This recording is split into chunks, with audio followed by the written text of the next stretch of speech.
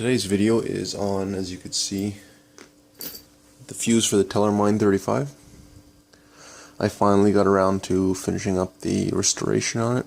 I'm not doing any more than this because if I start painting it, obviously, get some focus here, obviously it's going to start basically just being a new one. So I'll leave the original paint that's on it still, so I still have the white, the red, and a bit of the green.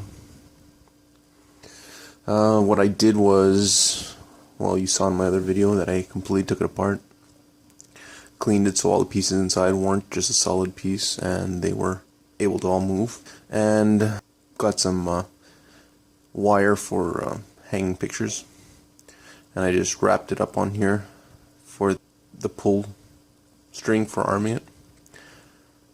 And the most difficult thing, just because I couldn't find the screws, were the actual three here.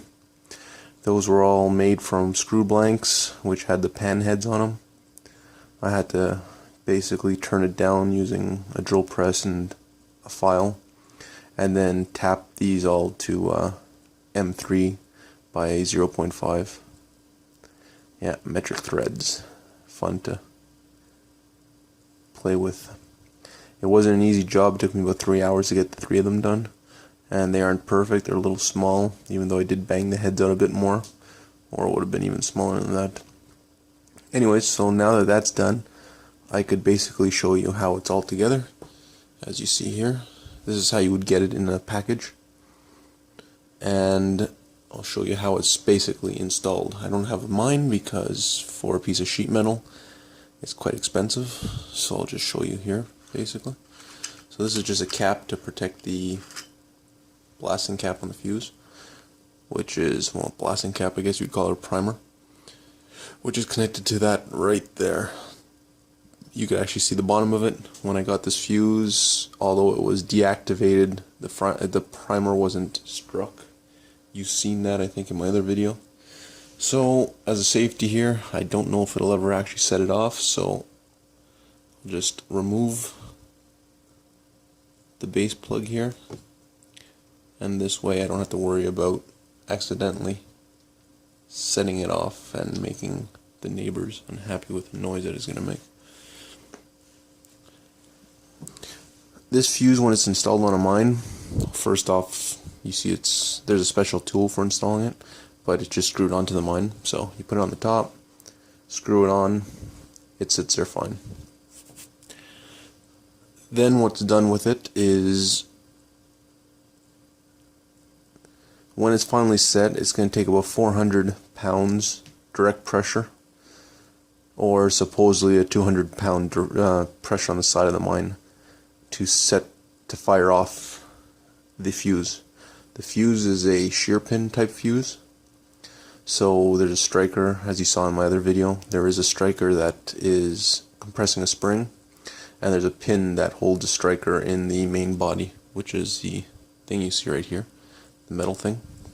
So when there's pressure on it, it squeezes, and the top of the pin is forced from up on here, forced downwards, and this piece is forced upwards until the wire shears and the firing pin or striker comes down and hits the top of this, which sets off basically a detonator and sets off the mine.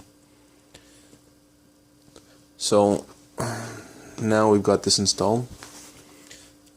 There's basically two safeties on it. Your first one, what you would do is, usually I think you would undo the wire first, but I don't want to make it that difficult for myself. So your first safety that you would do is you'd take a coin or the special tool, and I'm just using these keys because I'm not worried about breaking it. And right now you see it's on safe. I'll bring it closer.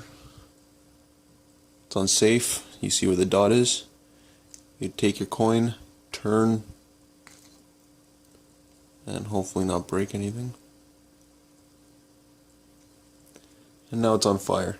In my other video you see what it's done inside the actual mine.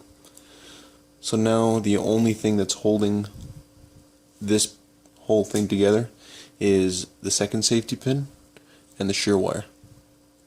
which is holding up against an actual spring tension. So next you would take your wire here, you would unwrap the whole thing. It's going to take a while because this is a full roll of that wire, so I don't want to damage and put kinks in it. Anyways, you would unravel, go as far back as the wire lets you, just in case the shear pin released for whatever reason. And now what you would do is, behind cover, you would take this and you would pull on it. As you pull, I'm going to try to go slowly, but as you pull on it, so you can't even go slow, this piece comes out. It sits in here usually. Comes out, and because it's not connected, once it comes out of the tube, you've got it released and you can take off with it. This piece here, because there is a pin at the bottom here, it stays in. It no longer connects here, and the only thing that's holding up against it is the wire. So that's the only thing holding this fuse. Technically, if I were to push on this, I might get it to go because I use copper wire as a pin, but I can't guarantee it, so maybe you'll hear it go. If you hear it go, then obviously it worked out fine. But you push down,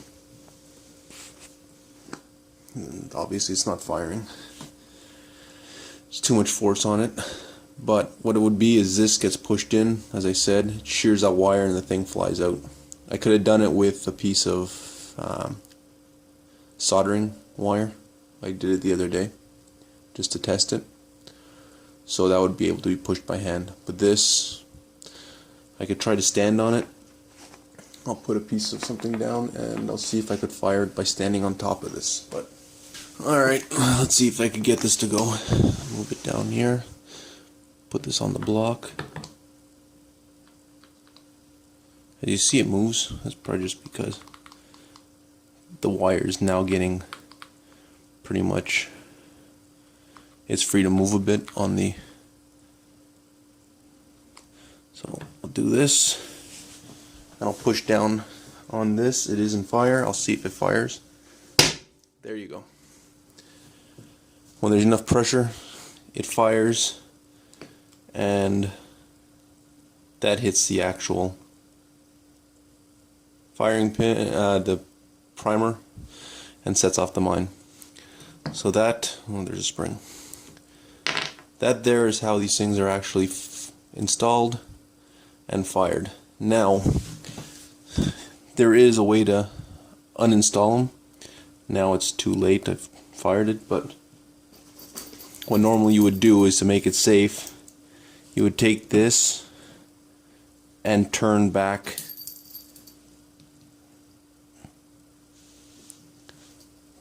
to the safe position.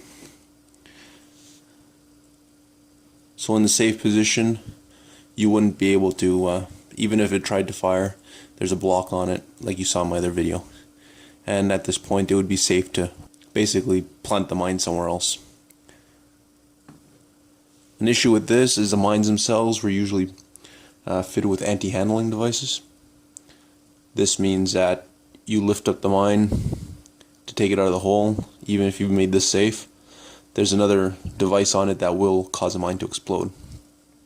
These mines are made to take out tanks. Obviously, somebody pulling one of these mines up, there's not going to be much left to them, apart from basically a pink mist, I guess. But just to give you an idea, that's how these ones here work on the mine. One day, maybe, if I remove this, I'll put an actual blasting cap primer in place and fire it. Or I may even try to fire this one and see if it goes off, just because I want to get rid of the possible danger of having an old primer still in here. Anyways, I hope you enjoyed this, and I hope it taught you guys something. Thanks for watching.